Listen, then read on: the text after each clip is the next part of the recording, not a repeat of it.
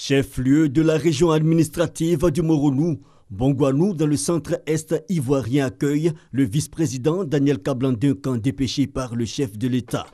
De quoi se réjouir ce jour, les populations reconnaissantes au président de la République Alassane Ouattara, qui a nommé plusieurs de leurs fils, non seulement à des postes de responsabilité dans l'armée et dans des institutions telles l'inspectorat général d'État, mais surtout pour la résolution d'une des grandes préoccupations de la région, l'enclavement.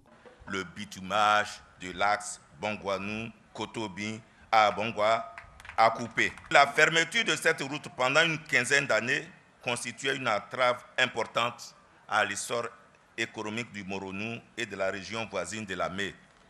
Cette situation qui obligeait les automobilistes à un long détour a presque pris fin, car même si la voie n'est pas encore achevée, elle est actuellement littéralement prise d'assaut puisqu'elle permet de raccourcir de presque 1 heure de temps le trajet que nous effectuons.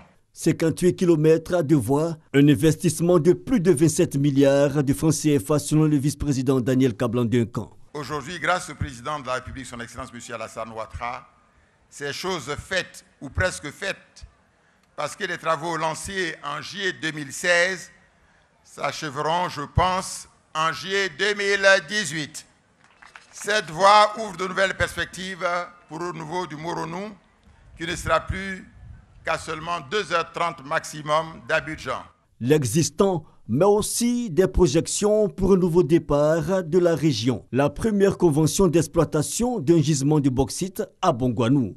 La signature du contrat entre le gouvernement ivoirien et la société Lagune Exploitation Bongouanou, en abrégé LEB,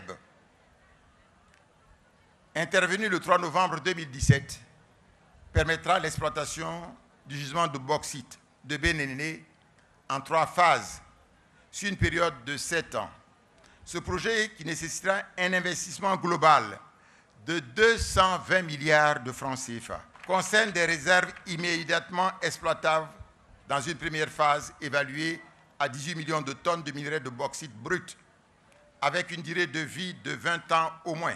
La première phase des travaux débutera le mois prochain et permettra la création de 243 emplois directs et plus de 1000 emplois indirects.